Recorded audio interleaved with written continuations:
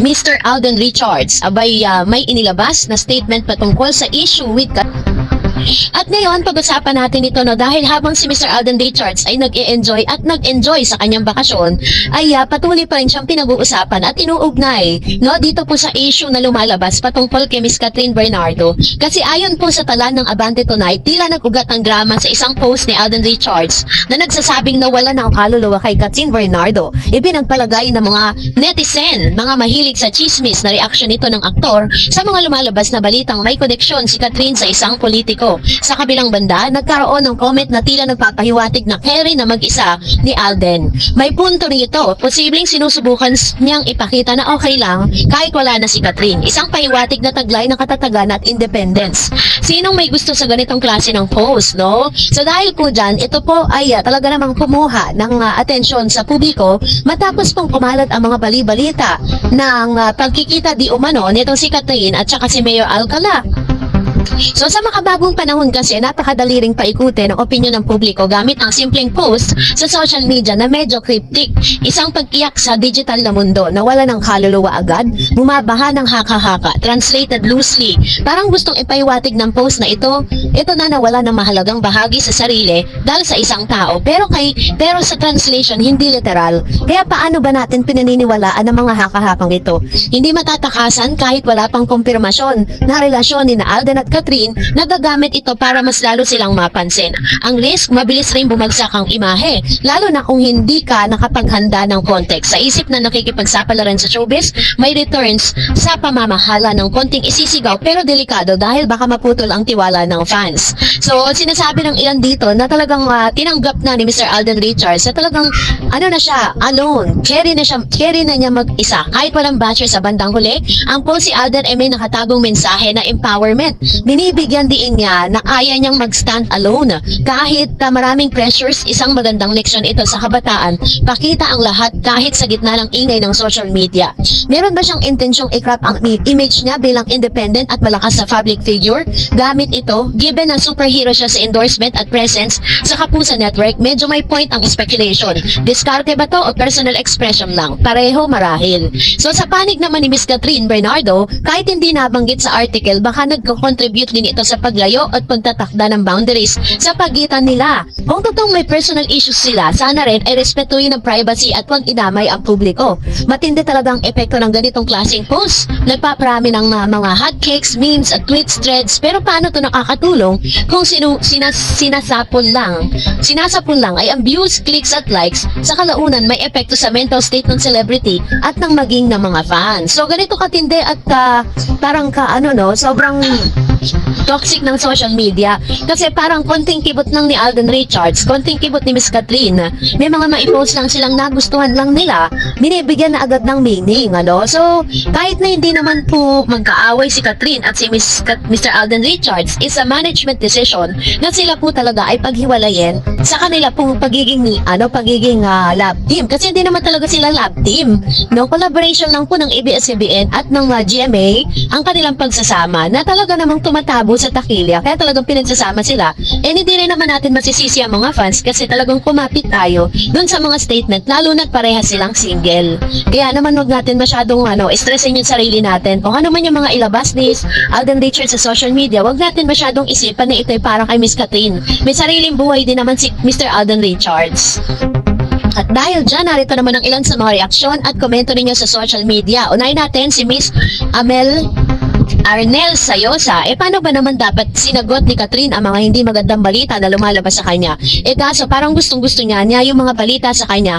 Kung sa interview lagi niyang pa-cute image pag ini-interview, kung sa tutusin madaling sagutin. Which is true, diba? Yung mga tanong kasi is answerable by yes or no. Kaso nga lang, syempre, meron po silang karapatan din to private, kung ano man yung mga gusto nilang ayaw palabasin sa SOCMED or dito po sa media.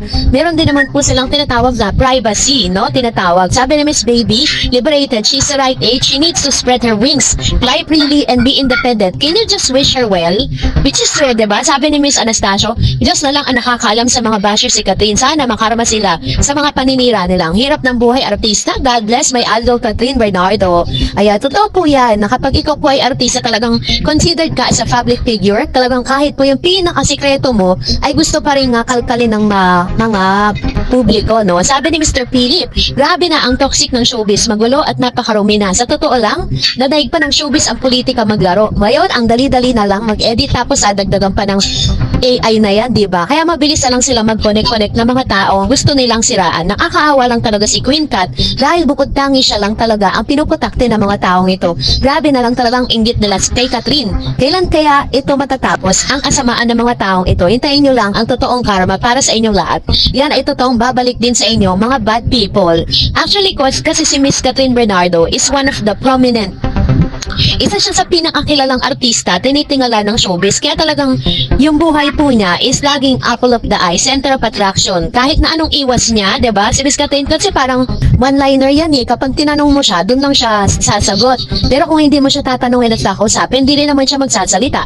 Diba? Character assassination na mga ginagawa sa kanila eh. Pero makikita mo yung ganda ng pagkatao nila. Hindi nila pinapatulan yung mga taong alam nila na puro hate lang ang ini-spread online. Tama lang na hindi sila dapat palagi nag-explain sa softmate kasi di rin naman titigil ang mga taong nega na ganyan. Built-in na yan sa mga pagkatao nila. Isa pa, hindi sila ka-level. Iba talagang cut din. Very classy, smart, and lovable. In spite of everything that has been said about them, they remain calm, decent, and in control of everything. Actually, sa maraming mga issue na naglalabasan, no, mga umpisa pa lang ng cut din, sinisiraan na si Miss Catherine at si Alden Richards. Sinasabi na si Alden ginagamit si Catherine. Vice versa ngayon, dahil napapabalita patungkol kay Mayor Mark Alcala, binaligtad naman ngayon. Si Catherine naman talaga yung pinupatakte ng mga bashers. And sabi niya, God is good, Kat and Alden. Di nga sila nagsasalita, nagre-react sa lahat ng bashing sa kanila. Pero kita naman ng lahat, sila pa rin ang namamayagpag until now. Diyos na ang kumikilos para lalo silang mabless ng napakaraming endorsement shows at sila talaga ang inanap ng tao. Daming naninira pero mas dumarami ang mga loyal at loving diehard fans nila. Kahit anong panira pang gawin kay Kat or kay Alden, sila talaga yung mahal ng mga fans. Kahit sino pa yung partner sa kanilang dalawa. Wala makakahigit sa achievement ng love team ng Kat din. Ayan, totoo naman, diba? Sa kahit anong aspeto pa yan at sa kahit anong paraan ng paninira sa kanila, still sila pa rin ang laman ng balita. Sila pa rin ang laman na pinag-uusapan ng lahat. Kasi diba parang, kasi sila yung mga sikat talaga na masasabi natin na sila po yung mga tinitingala, no, sa showbiz. Kaya hindi na tayo magtataka kung bakit may mga ganyan-ganyan ngayon. Kaya mag-ano tayo, let's be maging vigilant na lang tayo sa pagpili kung ano yung totoo at kung ano yung hindi, diba? Since HLG, lahat ng kilos nila monitored na, sila lagi ang may value sa mata ng mga viewers, fans, at ibang mga artista. Halos hindi na napag-uusapan para bumalik ulit sila ng industriya. Anong pumatok ang Kat din? Malaking lift ang nagawa ng movie nila sa industry. That's a fact, which is very, very true. Kasi unti-unti na pong namamatay ang industriya ng sinehan, ng movie. Diba? Dahil mas pinipili ng marami mga tao na manood sa mga streaming platform kesa po bumalik sa sinihan, lalo-lalo na pagkatapos ng pandemic. Pero dahil po nung binuksan ni Miss Catherine Bernardo ang sinihan ng A Very Good Girl, and then sinundan pa ng kanyang movie na blockbuster movie nila ni Mr. Alden, doon na po ulit sumigla ang showbiz. And sabi ni Miss Lee, kahit di aminin ng mga bashers at fake peddlers, halatang gigil na silang manira kasi di nila na-achieve yung mga accomplish ni Kat at Alden Richards, tapos tahimik lang ang dalawa. Kahit gaano kanega mga bashing sa kanila, kaya kahit ano pang i-issue nila sa dalawa na to, inggit na inggit silang kay Kat. Siya ng tunay na queen, ABS-CBN Star Cinema. Dami niya talagang natalbugang artista at saka love team in terms of inita sa movie awards na natanggap nila, lalo na at tinambal siya kay Alden Richards. GMA kumita ng billion ang movie nila sa HLA. Ay yan po ay talagang katotohanan dahil base po sa nireport ng ABS-CBN, isa si Miss Catherine Bernardo sa bumubuhay ngayon sa ABS-CBN, si Vice Ganda, si Miss Catherine, ayan pa yung mga bumubuhay sa kanila ngayon. So now siya pa rin ang reigning box office queen ng Philippine cinema. Si Alden naman sa box office king. Kaya daming naninira. Whether the bashers like it or not, woman of the hour talaga si Kat Ika nga. Obviously, lahat ng blessing na sasalonin nila ni Alden. Kaya't maya't may ambati ko sa kanilang dalawa as a love team nila. Yan, ito po yung katotohanan na hindi natin pwedeng itanggi na totoo talaga na man of the hour, woman of the hour talaga silang dalawa dahil sila lagi ang laman ng balita, no? Lalo na po si Catherine Bernardo, grabe po yung kanyang pangalan sa industriya na showbiz. Kung paano po talaga siya grabe na pinag-uusapan. So that's it for today. For more videos and updates, please don't forget to like and subscribe. And please don't forget to follow my Facebook page, Dar Eds TV. God bless everyone!